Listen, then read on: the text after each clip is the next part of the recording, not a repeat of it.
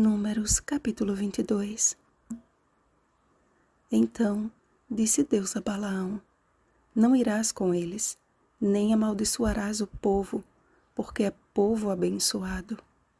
Versículo 12. As constantes vitórias sobre os seus inimigos, o milagroso livramento do Mar Vermelho e os prodígios de Deus em favor de Israel no Egito fez deste povo o mais temido entre as nações. Além de ser muito numeroso, o santuário móvel revelava a presença de um Deus todo-poderoso e intimidava todo aquele que o avistava. Diante de tão poderosa ameaça, Balaque, rei dos Moabitas, temeu por seu reino. Ele sabia, porém, que não se tratava apenas de evitar uma guerra com lanças e espadas, mas de um conflito que envolvia forças espirituais. Julgando haver na terra alguém capaz de interromper a bênção divina, Balaque mandou chamar um conhecido adivinho, cujos encantamentos eram famosos em seus resultados. A Bíblia não menciona a origem de Balaão, mas que ele tinha conhecimento do Deus verdadeiro. Persuadido pelos anciãos dos Moabitas e os anciãos dos Midianitas, Balaão lhes ofertou pousada e lhes pediu que aguardassem a resposta do Senhor quanto ao seu pedido. A primeira fala do Senhor ao vulgo profeta veio em forma de pergunta: Quem são estes homens contigo? Ora, Deus sabia quem eles eram. A pergunta era, na verdade, uma reprovação à atitude de Balaão, que deveria tê-los mandado embora assim que tivesse ouvido a proposta, mas seu coração ansiava pelas recompensas oferecidas. Ciente da resposta divina, logo pela manhã dispensou os príncipes de Balaque para que retornassem à sua terra. O medo do rei pelo confronto com o povo de Deus, no entanto, fez Balaque insistir com Balaão, enviando-lhe príncipes mais honrados do que os primeiros, com promessas superiores. A primeira experiência não havia sido suficiente para que Balaão dispensasse a comitiva. Ele esperava que, de algum modo, pudesse ser recompensado. Segunda vez submeteu-se aos encantos da cobiça.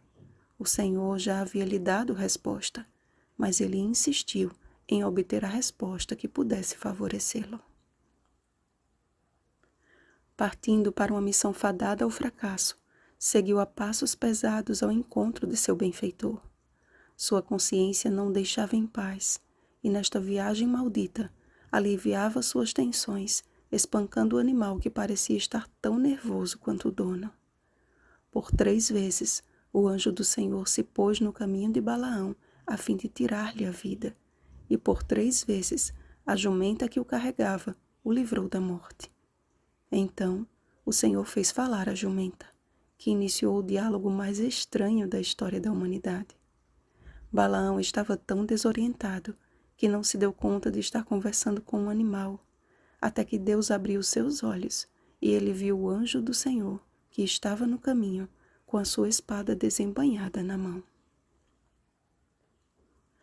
Prostrado com o rosto em terra, Balaão recebeu as últimas orientações acerca do que fazer e, ao chegar diante do monarca de Moabe, deixou claro de que seus encantamentos não poderiam prevalecer diante da vontade de Deus.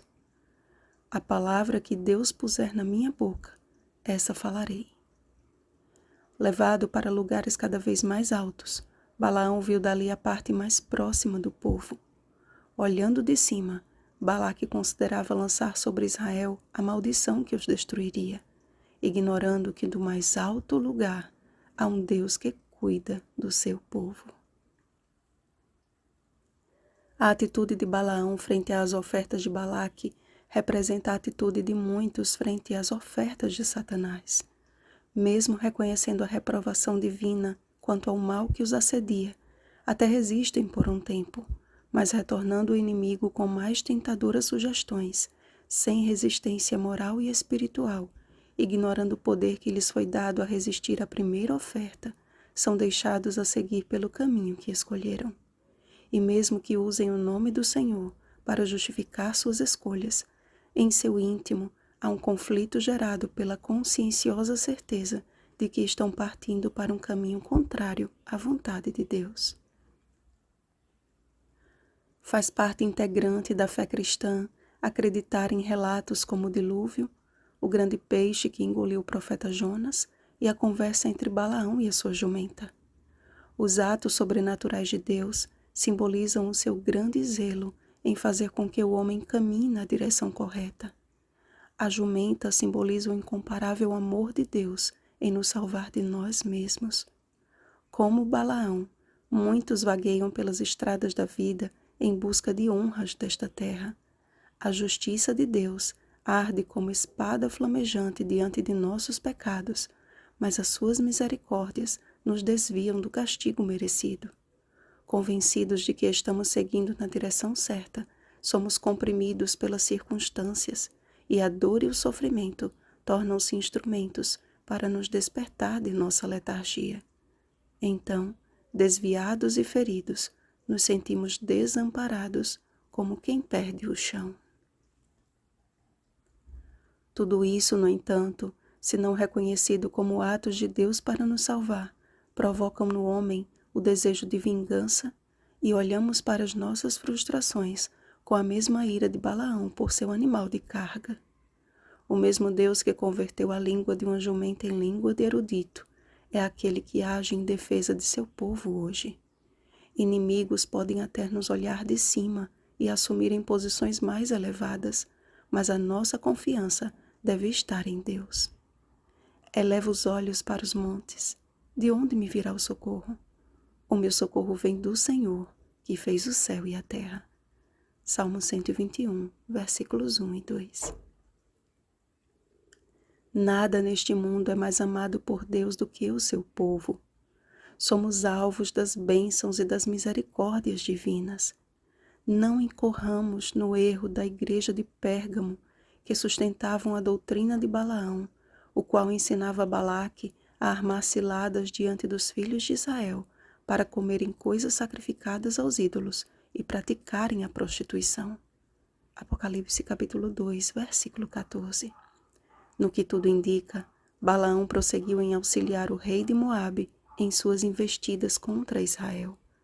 Isto nos mostra que precisamos ter muito cuidado quanto àqueles que afirmam ser profetas de Deus, mas cujos corações são contaminados pela cobiça.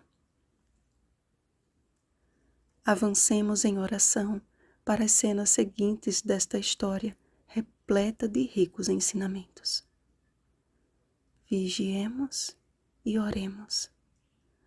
Bom dia, povo abençoado de Deus. Oremos pelo batismo do Espírito Santo. Oremos uns pelos outros. Rosana Garcia Barros.